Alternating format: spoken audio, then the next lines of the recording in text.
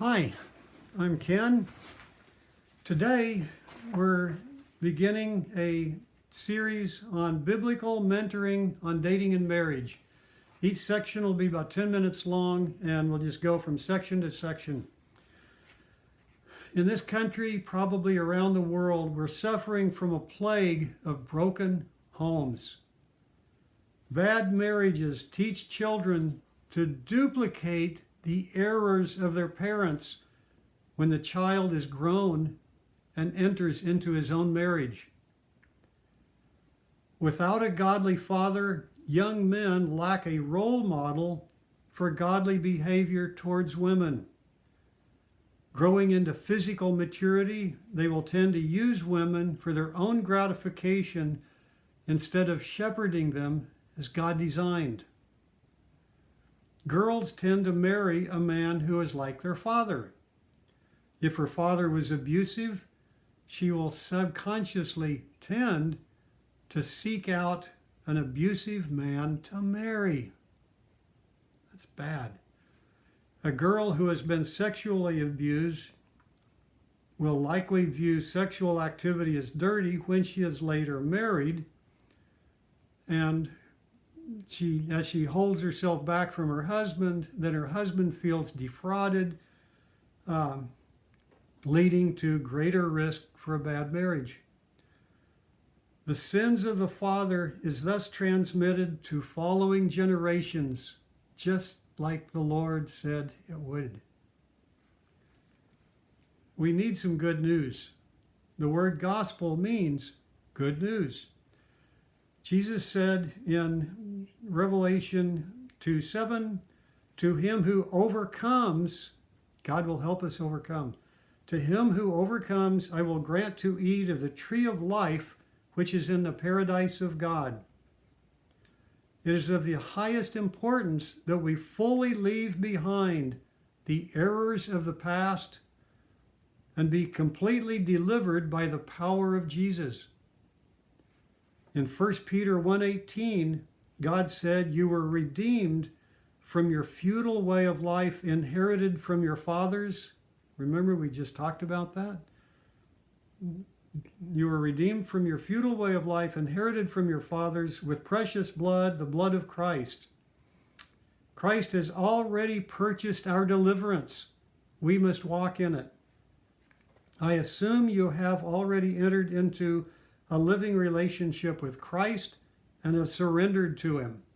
If not, that's the first step.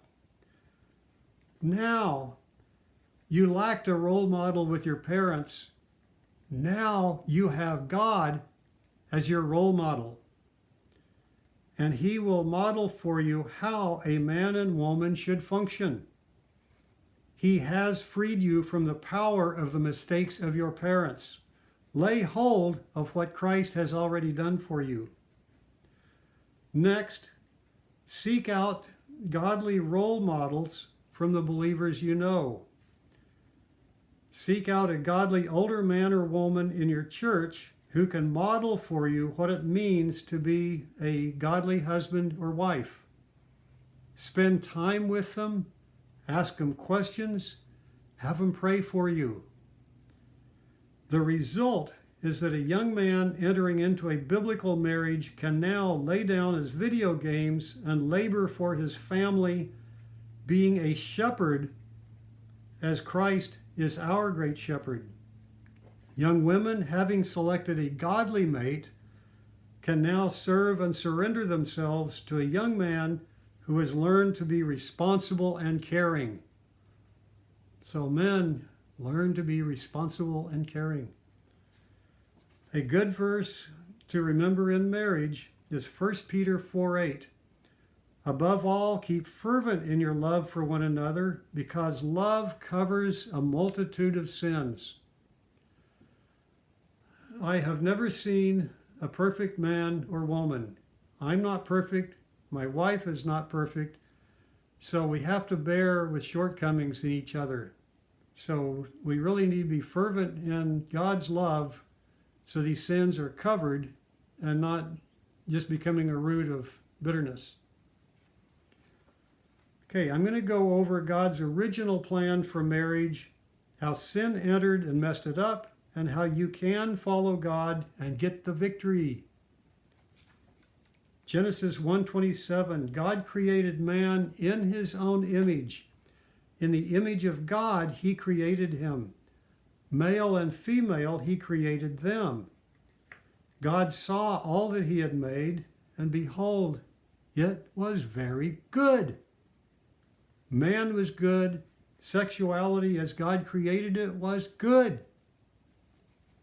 Genesis 2:16, the Lord God commanded the man, saying, from any tree of the garden you may eat freely, but from the tree of the knowledge of good and evil you shall not eat, for in the day that you eat from it you shall surely die.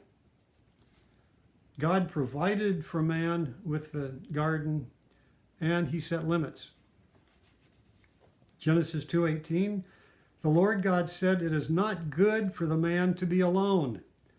I will make him a helper suitable for him.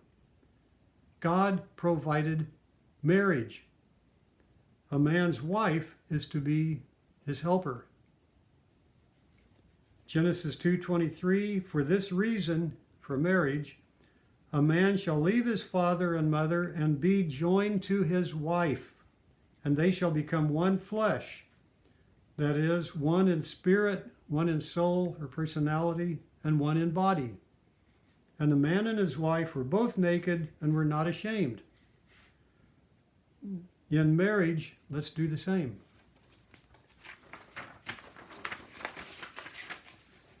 Genesis 3:6, when the woman saw that the tree was good for food, it was a delight to the eyes, the tree was desirable to make one wise, she took from its fruit and ate, and she gave also to her husband with her, and he ate. Kind of reading between the lines, why did Adam stand there and allow Eve to sin against God? I perceive that Adam's wife, Eve, was really a wonderful woman, very pleasurable, and Adam wanted to please her, in this case, more than he wanted to please God. There's a lesson there. Okay, notice that they violated God's plan. When they disobeyed God, sin came into the human race and tragically was passed on to all of us. This is where our problem started. We need to be restored to being made into the image of God. Romans 5:12, through one man, which was Adam, sin entered into the world, and death through sin, and so death spread to all men because all sinned. So now you see the abuse, the bad marriages. Romans 5:19, for as through the one man's, Adam's, disobedience, the many were made sinners, even so through the obedience of the one, the many will be made righteous. What he's getting at is Jesus paid for our sin and restores us so we can go back to God's plan for marriage. Genesis 3:16, to the woman he says, I will greatly multiply your pain in childbirth. In pain you shall bring forth children, yet your desire will be for your husband, and he will rule over you. Some people think her desire for her husband was a matter of headship, like I'm going to be the boss. I think it was actually a physical desire that she had a physical desire for her husband, even though it's going to lead to her having pain in childbirth. And it says, he will rule over you. Notice the husband's rule is to protect the wife from Satan's rule, not to lord it over her. Thus, he is to protect her from Satan's schemes and power. That is a good thing to keep in mind when we talk about headship. What does it mean to rule over? It's actually a good thing. Okay, at this point, I'm going to stop. We'll go to part 2 of the series. So turn to section 2. Thanks.